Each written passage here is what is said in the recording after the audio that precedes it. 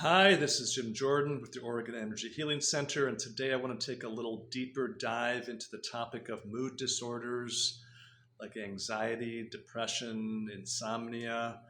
And stick with this video to the end because I don't ever plan out what I'm going to say in these videos, but I'm going to speak to you about this topic from my own personal experience. About coming up on 9 years ago, I had a nervous breakdown in which I suffered from severe anxiety and depression. And even though I was in the healthcare field and I knew a lot, so I was puzzled.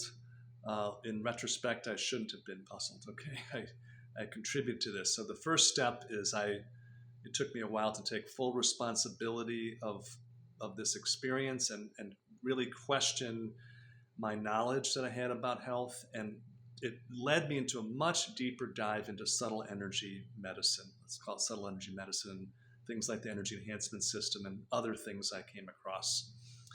So first thing, I'm speaking from experience. I understand what it's like. I felt like I had to try some medication for a very short time, like a few months. And then I said, no, I'm not doing that.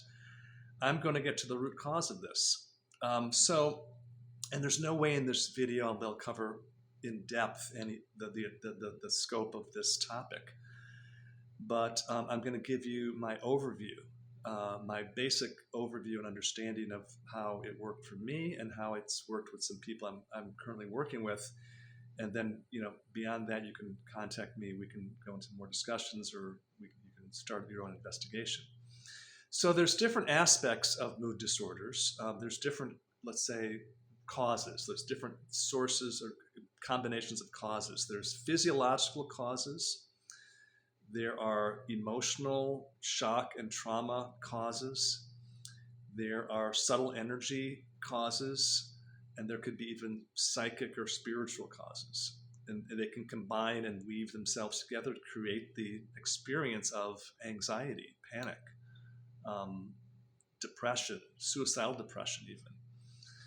So just generally speaking, let me talk about what I discovered or some of the causes in each of these categories and what I did about that. So physiologically, there are toxins, environmental toxins, heavy metals, chemicals, chronic infections that can create an imbalance in the gut microbiome and therefore an imbalance in your neurotransmitters and therefore the experience of mood disorders. So that has to be corrected. You have to detoxify. You have to reestablish the gut microbiome to get that in order. So most of your serotonin is produced actually in your gut. Most people don't know that. So gut health and detoxification are big, big factors. Also light. Light is a major factor.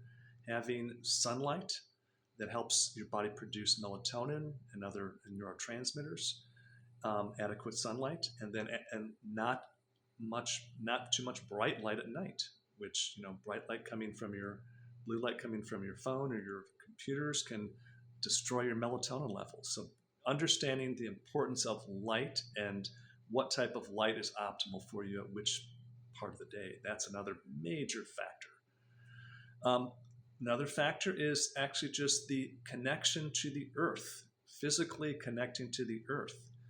That's how we were designed to be. When we used to lived in more primitive times, we'd have a contact with the earth. Now we have a contact with our rubber sole shoes, and that has a contact with the earth. So one of the first things that helped me with my mood imbalances was earthing, putting my bare feet on the earth for as long as I could, any time of year. In fact, I first realized I needed to do this. It was the winter, and I would put my bare feet on the earth, and it would be raining out or something. I just did it, and I'd feel like a notch better. Okay, so some of these factors, once you identify them, they each have a percentage of contribution to your health condition. So again, if I'm speaking to those of you out there who want to resolve the issue, not to just deal with medication to take that forever, but actually to get to the root causes of it. So these are some of the physiological factors. There's the life force energy from the earth, energy connection to the earth, which is a transmitter of electrons that come into your body and help your all metabolic functions work better. Light and then toxicity in the gut microbiome, and then, of course, nutrition, having proper amounts of protein, fats, carbohydrates, minerals, trace minerals, vitamins. So getting your diet and nutritional life in order. That, let's say, covers for now at least the general physiological, physical, nutritional, toxic part of the equation. But that wasn't sufficient for me. There were some other things. There's some more, let's call it, these subtle energy factors. These are, so your body is made of cells, which the cells, of course, are made of atoms, which are made of subatomic particles, which are made of energy. So everything is energy. Everything in you is energy driven too. Your cells all have mitochondria that produce adenosine triphosphate, which activates metabolic functions. So getting the proper sources of energy, which could come from food, from light, from the way we break down food, hydrogen, release of hydrogen. But there's actual ways to get energy that activates all metabolic healing processes from just the ether, let's say, the space around us, okay? So I didn't understand that at all, to be honest, when I started this journey, but I maybe had a conceptual understanding, but to actually experience it was radical, and it was the biggest impact in my life for my health. When I realized that energy was everywhere, and I could do things to deplete my capacity to use it, or I could do things to enhance my capacity to use it. So I came across, through a mentor of mine, a practice, a Chinese medical practice called Qigong. And there's different variations of this. The form I was taught is called Penggu Shenggong, which is a mystical form of Qigong, they call it. But it's a very simple form that anybody can do. It's so simple, and it cultivated or brought in energy just from around the space. And I brought that energy. You bring that energy in, and then you balance the energy, yin and yang, masculine, feminine, acid, alkaline, the whole duality. All the dual principles are balanced with this practice. And that's what you need. You need energy, and then you need to balance it. So that practice helped me, and there's other ways to cultivate that energy, of course. There's things that you can do. Just being in nature, you'll absorb life force energy. Just being in the forest, barefoot in the earth, you cultivate energy too. But the combination of light therapy, sunlight, earth, and Qigong practice was, I would say, that combination was critical to bringing in enough energy so I could process the next thing I'll tell you about, but also just to run my endocrine system, digestive system, immune system, and everything else. Everything runs on energy. So the energy, subtle energy aspect of it, which then, of course, there's another component, which is the emotional shock and trauma. We've all had shocks and traumas that has not been processed, that has been sort of stuck in like a bag. A subtle energy bag that's weighing you down. It could go back to your childhood. It could be in your early adult life. It could be last week. But we have to process and move those shocks and traumas, and that's not easy to do. But there's different, the Qigong practice can help you do that. And I used a system. I came across a subtle energy bioenergetic assessment modality called Ness Health. Now it's called Energy for Life, which is a better name for it. Energy for Life, which did an assessment of energetic pathways in my body, mind-body system. It did an assessment of what lifestyle habits needed and support, whether it's more light, more earthing, more water. And it did a subtle energetic assessment of the emotional shocks and traumas, which were priorities to clear and remove.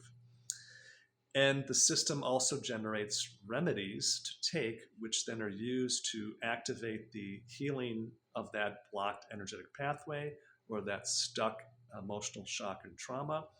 And then as I went through many rounds of that, gradually my system started to function better, and I was able to handle stress, things in life that were not what I wanted, so I wouldn't be ruined by depression.